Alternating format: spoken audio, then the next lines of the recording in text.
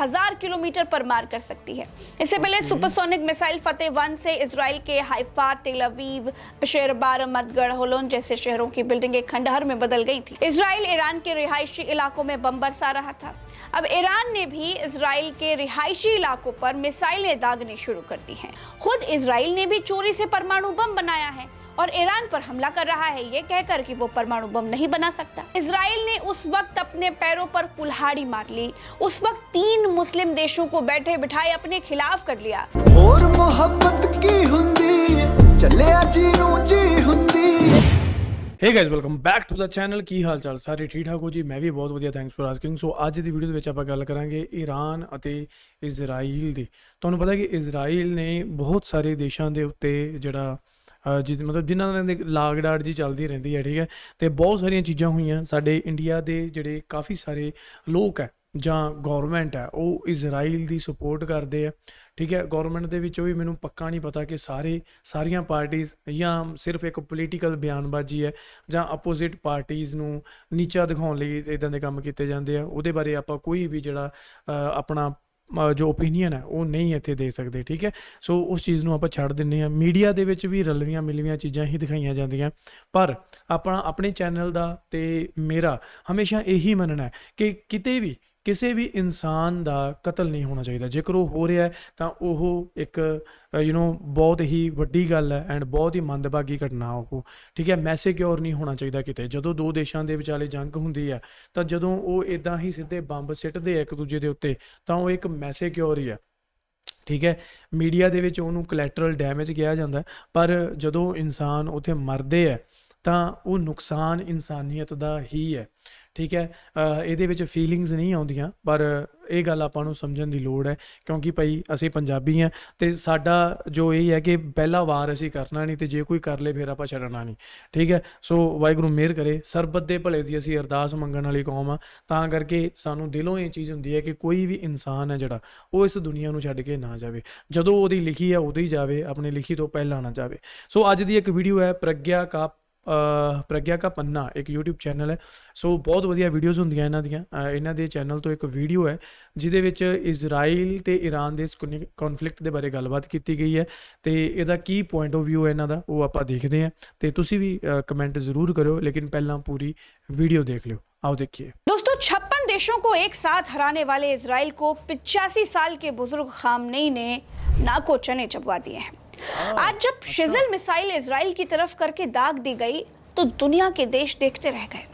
ये मिसाइल हवा में नाचते हुए चलती है जिससे इजरायली एयर डिफेंस सिस्टम धरे के धरे रह गए। ये मिसाइल ईरान से सिर्फ 7 मिनट में इजराइल पहुंच जाती है, 2000 किलोमीटर पर मार कर सकती है।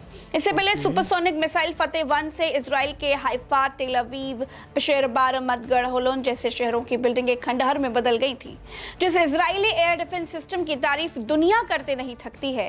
खामनेई के मिसाइलों के आगे वो थके हुए निकले। दोस्तों, ईरान ने अपनी रणनीति बदलते हुए जैसे को तैसा वाली रणनीति अब अपना ली है। इजराइल ईरान के रिहायशी इलाकों में बम बरसा रहा था।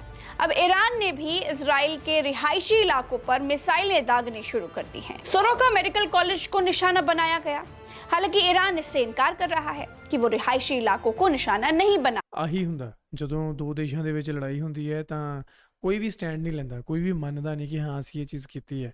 रहा, लेकिन हॉस्पिटल पर मिसाइल गिरी है ये भी सच है। हमले के बाद इजराइल के रक्षा मंत्री इसराइल काट्स ने कहा कि ईरान के सुप्रीम लीडर खामनेई को जिंदा नहीं छोड़ेंगे। तो ईरान की गलती सिर्फ इतनी है कि ईरान खुद को पावरफुल बनाना चाहता है, ईरान परमाणु हथियार बनाना चाहता है। अगर वो ऐसा चाहता है तो इससे इजराइल के पेट में दर्द क्यों है? क्योंकि इजराइल तो परमाणु अप्रसार संधि वाले देशों का हिस्सा है ही नहीं।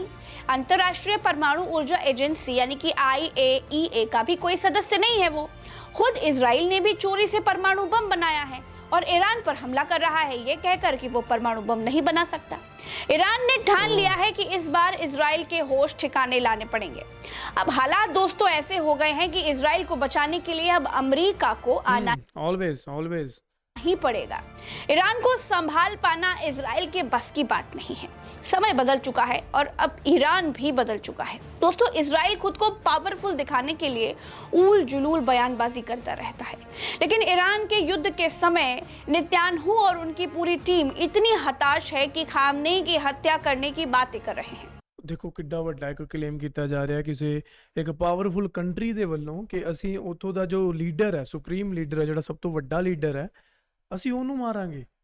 ਮਤਲਬ ਇਹ ਮੇਰੇ ਖਿਆਲ ਮੈਨੂੰ ਨਹੀਂ ਯਾਦ ਕਿ ਮੈਂ ਅੱਜ ਕੱਲ੍ਹ ਦੇ ਇਸ ਪਿਛਲੇ ਕੋਈ 30-40 ਸਾਲਾਂ ਦੇ ਵਿੱਚ ਕੋਈ ਇੱਦਾਂ ਦੀ ਬਿਆਨਬਾਜ਼ੀ ਕਿਸੇ ਦੇ ਮੂੰਹੋਂ ਸੁਣੀ ਹੋਣੀ ਹੈ, ਕਿਸੇ ਪੋਲੀਟੀਕਲ प्रेसिडेंट या प्राइम मिनिस्टर वर्गे बंदे। तो नेतन्याहू ने खुद कहा कि ये युद्ध बिना खामनेई के हत्या के बिना बंद नहीं होगा। ट्रंप ने भी कहा कि हमें मालूम है कि खामनेई कहाँ छिपे हैं, हम सब जानते हैं, लेकिन हम खामनेई की हत्या अभी करेंगे नहीं। इसके बाद ईरान की गार्जियन काउंसिल, जो कि विद्वानों का संगठन है, जिसने कहा है कि अमेरिकी राष्ट्रपति मूर्ख हैं, वो ईरानी राष्ट्र के आत्मसमर्पण की कामना करते हुए निराश होकर मर जाएंगे, लेकिन ऐसा कभी नहीं होगा। दोस्तों, इजराइल ने उस वक्त अपने पैरों पर कुल्हाड़ी मार ली, उस वक्त 3 मुस्लिम देशों को बैठे बिठाए अपने खिलाफ कर लिया, जब इजराइल की सेना ने एक बयान जारी कर दिया कि उन्होंने ईरान के बुशहर न्यूक्लियर प्लांट पर हमला करके उसे ध्वस्त कर दिया है, खंडहर बना दिया है। जैसे ही ये बयान आया, कुवैत, कतर और यूएई बेचैन हो गए। इन देशों को भी इजराइल के भीतर अब अपना दुश्मन नंबर 1 दिखाई देने लगा। दरअसल दोस्तों, हुआ ये कि इजराइल ने दावा किया कि नातांज, इस्फहान, अरक रिएक्टर बुशहर पर हमला करके तबाह कर दिए गए हैं। इन न्यूक्लियर प्लांट को नक्शे में देखिए जरा, तीनों अलग अलग जगहों पर हैं, तीनों से बिजली बनाई जाती है। इजराइल को लगा कि दुनिया इसको ऐसे देखेगी कि मार इजराइल बहुत पावरफुल देश है, बहुत बड़ा मारते खां टाइप का देश है। लेकिन बाद में इजराइल को माफी मांगनी पड़ गई, क्योंकि Bushehr power plant Arabian Gulf की खाड़ी के किनारे पड़ता है। इस न्यूक्लियर प्लांट को रूस ने बनवाया था, इससे ईरान के लिए बिजली बनाई जाती है। इस न्यूक्लियर प्लांट को चलाने के लिए यूरेनियम रूस देता है। ये न्यूक्लियर रिएक्टर इतना बड़ा है कि अगर इस पर हमला हुआ, अगर इससे रिसाव होना शुरू हो गया, तो पानी में जहर फैल जाएगा। दोस्तों, पर्शियन सागर या अरेबियन गल्फ का पानी ही कतर, यूएई, कुवैत के लगभग 1 करोड़ 80 लाख लोग शुद्ध करके पीते हैं। दोस्तों, ईरान के बुशहर न्यूक्लियर प्लांट पर हमला करने का मतलब है कि 3 और देशों पर हमला किया गया, क्योंकि इस प्लांट की लीकेज इन देशों की जनता को भी मार देगी। रूस ने कहा कि अगर ईरान के बुशहर प्लांट पर हमला किया तो ठीक नहीं होगा। यूक्रेन के चेर्नोबिल में 26 अप्रैल 1986 को परमाणु ऊर्जा संयंत्र के रिएक्टर नंबर 4 में विस्फोट हो गया था। इससे भारी मात्रा में रेडियो एक्टिव फैल गया था। यह घटना नागासाकी और हिरोशिमा में परमाणु बम गिरने से 400 गुना ज्यादा बड़ा था। लाखों लोग विस्थापित किए गए थे। इजरायली सैन्य अधिकारी ने कहा कि एक सैन्य प्रवक्ता द्वारा दिन में पहले ये कहना एक गलती थी कि इजराइल ने ईरान में बुशहर परमाणु स्तर पर हमला कर दिया है। हमने केवल ईरान के नातांज, इस्फहान और अराक परमाणु स्थलों पर हमला किया है। दोस्तों, बुशहर न्यूक्लियर रिएक्टर पर हमलों का मतलब है हवा और पानी को दूषित कर देना, साथ ही खाड़ी देशों पर हमला करना। कतर के प्रधानमंत्री ने चेतावनी दी है कि ईरान की परमाणु सुविधाओं पर हमला खाड़ी के पानी को पूरी तरह से दूषित कर देगा और कतर, यूएई और कुवैत में जीवन को खतरे में डाल देगा। शेख मोहम्मद बिन अब्दुल रहमान अल थानी ने चेतावनी दी है दोस्तों कि ईरान के परमाणु स्थलों पर हमला होने से खाड़ी में पानी नहीं रहेगा, मछली नहीं रहेगी, कुछ भी नहीं बचेगा, जीवन तक नहीं बचेगा। दोस्तों, इजराइल को अब तक ये समझ में आ गया था कि उससे बहुत बड़ी गलती हो गई है। उसने अपने ही पैरों पर कुल्हाड़ी मार ली है। उसने अनजाने में दूसरे मुस्लिम देशों को चुनौती दे दी है और इस चुनौती पर इजराइल टिक नहीं पाएगा, इसे झेल नहीं पाएगा, क्योंकि वो पहले से ही ईरान को नहीं झेल पा रहा है और जल्द से जल्द अमेरिका को युद्ध में आने की विनती कर रहा है। तो दोस्तों, फिलहाल के लिए इतना ही। देखते रहिए क्या कुछ ਹੋ रहा है। ਐਂਡ ਜਿਹਦੇ ਵਿੱਚ ਆਪਾਂ ਦੇਖਿਆ ਕਿ ਅਮਰੀਕਾ ਵੀ ਬੇਤਾਬ ਹੈ ਕਹਿੰਦੇ ਜੰਗ ਦੇ ਵਿੱਚ ਆਉਣ ਨੂੰ, ਪਰ ਮੈਨੂੰ ਲੱਗਦਾ ਕਿ ਟਰੰਪ ਜੋ ਹੈ ਨਾ ਉਹ ਇੱਕ ਬਹੁਤ ਚਲਾਕ ਲੂੰਬੜੀ ਆ ਉਹ, ਤੇ ਉਹ ਨਹੀਂ ਆਏਗਾ ਡਾਇਰੈਕਟਲੀ, ਉਹ ਵਾਰ ਦੇ ਵਿੱਚ ਕਦੇ ਨਹੀਂ ਆਏਗਾ, ਠੀਕ ਹੈ, ਕਿਉਂਕਿ ਉਹਦਾ ਸਿਸਟਮ ਜਿਹੜਾ ਉਹ ਬੜਾ ਹੀ ਡਿਫਰੈਂਟ ਆ, ਬੜਾ ਵੱਖਰਾ ਬਾਕੀ ਸਾਰਿਆਂ ਦੇ ਨਾਲੋਂ।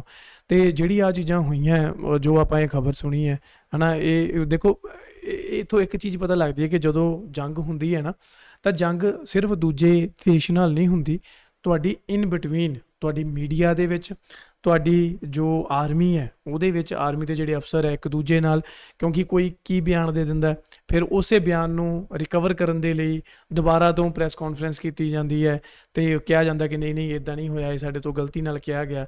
ਮਤਲਬ ਇਹ ਇਹੋ ਜਿਹੀ ਜਿਹੜੀ ਬਿਆਨਬਾਜ਼ੀਆਂ ਦੀ ਜੰਗ ਹੈ ਨਾ, ਇਹ ਵੀ ਇੱਕ ਦੋ ਦੇਸ਼ਾਂ ਦੀ ਜਦੋਂ ਜੰਗ ਚੱਲਦੀ ਹੈ ਉਦੋਂ ਅੰਦਰ ਖਾਤੇ ਇਹ ਵੀ ਚੱਲਦੀਆਂ ਰਹਿੰਦੀਆਂ ਤੇ ਬੜੀ ਪੋਲਿਟਿਕਸ ਜਿਹੜੀ ਹੈ ਉਹ ਇੱਥੇ ਵੀ ਖੇਡੀ ਜਾਂਦੀ ਹੈ।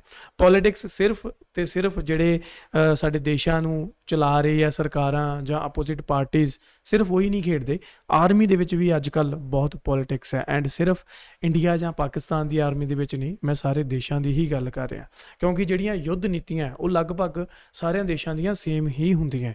ਜੋ ਪ੍ਰੋਸੈਸ ਹੁੰਦਾ ਆਰਮੀ ਦਾ, ਆਰਮੀ ਨੂੰ ਮੇਨਟੇਨ ਰੱਖਣ ਦਾ, ਡਰਿਲਸ ਦਾ, ਉਹ ਵੀ ਲਗਭਗ ਸੇਮ ਹੀ ਹੁੰਦਾ। ਠੀਕ ਹੈ, ਥੋੜ੍ਹਾ ਬਹੁਤ ਫਰਕ ਹੋ ਜਾਂਦਾ, ਉਹ ਤਾਂ ਜਿਵੇਂ ਆਪਣਾ ਕਲਚਰ ਦਾ ਫਰਕ ਹੁੰਦਾ, ਥੋੜ੍ਹੇ ਜਿਹੇ ਮਤਲਬ ਕਿ ਏਰੀਏ ਨੂੰ ਛੱਡ ਕੇ ਆਪਾਂ ਦੂਰ ਜਾਂਦੇ ਹਾਂ ਤਾਂ ਉੱਦਾਂ ਹੋ ਜਾਂਦਾ, ਤਾਂ ਉਹ ਉੱਥੇ ਉਹਨਾਂ ਚੀਜ਼ਾਂ ਦਾ ਡਿਫਰੈਂਸ ਜ਼ਰੂਰ ਦਿਖਦਾ, ਪਰ ਰੂਟ ਜਾਂ ਬੇਸਿਕ ਉਹ ਹਰ ਥਾਂ ਸੇਮ ਹੀ ਰਹਿੰਦੇ ਇਹਨਾਂ ਚੀਜ਼ਾਂ ਦੇ। ਠੀਕ ਹੈ, ਸੋ ਦੇਖੋ ਹੁਣ ਅੱਗੇ ਕੀ ਹੁੰਦਾ। ਮੈਨੂੰ ਇਹਨਾਂ ਦੇ ਯੁੱਧ ਦਾ ਜਿਹੜਾ ਪਰਫੈਕਟ ਜਿਹੜਾ ਰੀਜ਼ਨ ਹੈ ਜੋ ਉਹ ਮੈਨੂੰ ਪਤਾ ਨਹੀਂ ਸੀਗਾ, ਪਰ ਜਿਹੜਾ ਅੱਜ ਦੀ ਵੀਡੀਓ 'ਚ ਆਪਾਂ ਨੂੰ ਪਤਾ ਲੱਗਾ ਇਹੀ ਹੈ ਕਿ ਈਰਾਨ ਪਰਮਾਣੂ ਹਥਿਆਰ ਬਣਾਉਣਾ ਚਾਹੁੰਦਾ ਤੇ ਇਜ਼ਰਾਈਲ ਕਹਿੰਦਾ ਕਿ ਨਹੀਂ, ਤੁਸੀਂ ਨਹੀਂ ਬਣਾ ਸਕਦੇ। ਠੀਕ ਹੈ, ਹੁਣ ਇਹਦੇ 'ਤੇ ਮੈਂ ਪੂਰੀ ਡਿਟੇਲ ਨਾਲ ਵੀਡੀਓ ਦੇਖੂੰਗਾ ਕਿਉਂਕਿ ਮੈਨੂੰ ਬਿਲਕੁਲ ਨਹੀਂ ਪਤਾ ਸੀਗਾ ਐਂਡ ਮੈਨੂੰ ਬੜੇ ਸਾਰੇ ਕਮੈਂਟ ਆ ਰਹੇ ਸੀ ਕਿ ਭਾਜੀ ਤੁਸੀਂ ਇਸ ਟੌਪਿਕ 'ਤੇ ਵੀ ਗੱਲ ਕਰੋ। ਐਂਡ ਦੇਖੋ ਆਪਾਂ ਜਿਹੜੇ ਮਰਜ਼ੀ ਟੌਪਿਕ 'ਤੇ ਗੱਲ ਕਰੀਏ, ਸਾਡਾ ਜੋ ਇੱਕ ਐਂਡ ਮੈਸੇਜ ਹੁੰਦਾ ਉਹ ਇੱਕ ਪੀਸ ਦਾ ਹੀ ਹੁੰਦਾ। ਜਿਵੇਂ ਹੁਣ ਪਹਿਲਾਂ ਜੋ ਇਜ਼ਰਾਈਲ ਨੇ ਈਰਾਨ ਦੇ ਜੋ ਰਿਹਾਇਸ਼ੀ ਇਲਾਕਿਆਂ 'ਤੇ ਸਿੱਟੀਆਂ ਮਿਜ਼ਾਈਲਾਂ, ਤਾਂ ਉੱਥੇ ਦੇਖੋ ਜਾਨੀ ਮਾਲੀ ਨੁਕਸਾਨ ਹੁੰਦਾ। ਠੀਕ ਹੈ, ਤਾਂ ਫਿਰ ਈਰਾਨ ਨੇ ਵੀ ਬਦਲੇ ਵਿੱਚ ਇਹ ਚੀਜ਼ ਕੀਤੀ।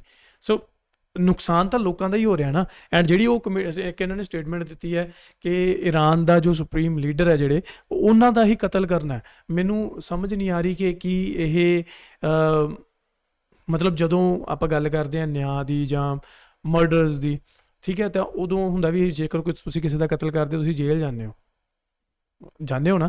ਜਿਹੜੀ ਆ ਜੰਗ ਹੁੰਦੀ ਹੈ ਇਹ ਇੱਕ ਵੱਖਰੀ ਚੀਜ਼ ਹੈ, ਕਿਉਂਕਿ ਜੰਗ ਵਿੱਚ ਜਿਹੜਾ ਵੀ ਕੋਈ ਮਰਦਾ ਹੈ ਤਾਂ ਉਹਦੇ ਕਤਲ ਦਾ ਇਲਜ਼ਾਮ ਨਹੀਂ ਲੱਗਦਾ ਕਿਸੇ ਤੇ। ਠੀਕ ਹੈ, ਪਰ ਜਦੋਂ ਤੁਸੀਂ ਇੱਕ PM ਜਾਂ ਇੱਕ ਪ੍ਰੈਜ਼ੀਡੈਂਟ ਐਡੀ ਵੱਡੀ ਸਟੇਟਮੈਂਟ ਦੇ ਰਿਹਾ ਕਿ ਮੈਂ ਦੂਜੇ ਦੇਸ਼ ਦੇ ਪ੍ਰੈਜ਼ੀਡੈਂਟ ਜਾਂ PM ਨੂੰ ਮਰਿਆ ਹੋਇਆ ਵੇਖਣਾ ਚਾਹੁੰਦਾ, ਮੈਂ ਉਹਨਾਂ ਨੂੰ ਅਸੀਂ ਕਤਲ ਕਰ ਦੇਣਾ, ਤੇ ਇਹ ਜਿਹੜੀ ਸਟੇਟਮੈਂਟ ਹੈ ਤੁਹਾਨੂੰ ਕੀ ਲੱਗਦਾ ਤੇ ਇਹ ਫਿਰ ਉਹ ਚਾਰਜਸ ਲੱਗਦੇ ਆ ਉਹਨਾਂ ਦੇ, ਜਾਂ ਕੋਈ ਇੱਦਾਂ ਦੀ ਆਰਗੇਨਾਈਜੇਸ਼ਨ ਹੈਗੀ ਹੈ ਇੰਟਰਨੈਸ਼ਨਲ ਲੈਵਲ 'ਤੇ ਕਿ ਜਿਹੜੀ ਇਹਨਾਂ ਚੀਜ਼ਾਂ ਨੂੰ ਰੋਕ ਸਕੇ, ਹੈ ਨਾ?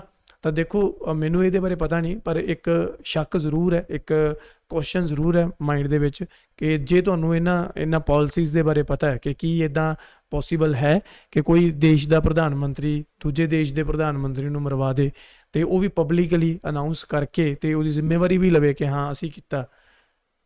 Is it valid? Do let me in the comment section below. ਮਿਲਦੇ next video, till then make sure you hit that subscribe.